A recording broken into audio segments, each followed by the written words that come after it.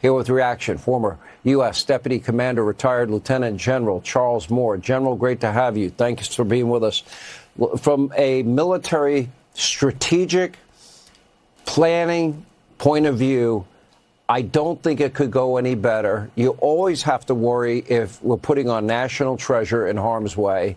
But it is so beyond impressive what they've been able to pull off with the Israeli military up to this point.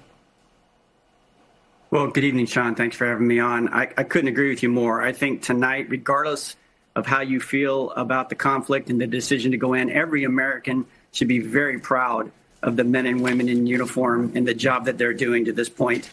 Whether it's the president or the secretary of war or the chairman of the Joint Chiefs, everybody agrees that up to this point, the performance has been extraordinary and that we're definitely ahead of the timelines that they set out for themselves.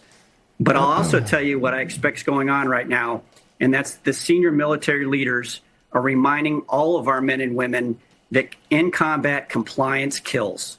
Stop worrying about the successes we've had to this point. Focus on what you're doing right now. Keep our foot on the gas, and let's finish the job that the president gave us.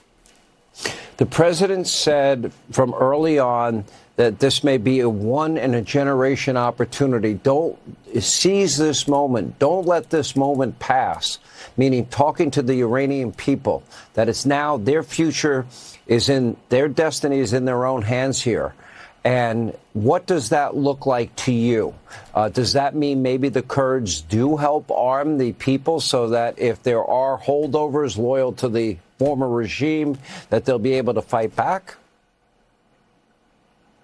Yeah, Sean, this is a developing aspect of the story right now. We're getting a lot of conflicting information about exactly what's going on with the Kurds.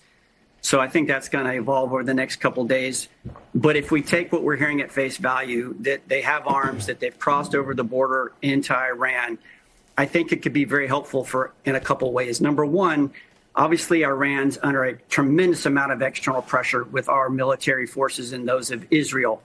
This provides an opportunity to put a lot of internal pressure on the regime. So a little chaos, make the IRGC or even the traditional military forces or internal security forces have to respond to that. That also brings them out of their hiding places and opens them up for attack from air power.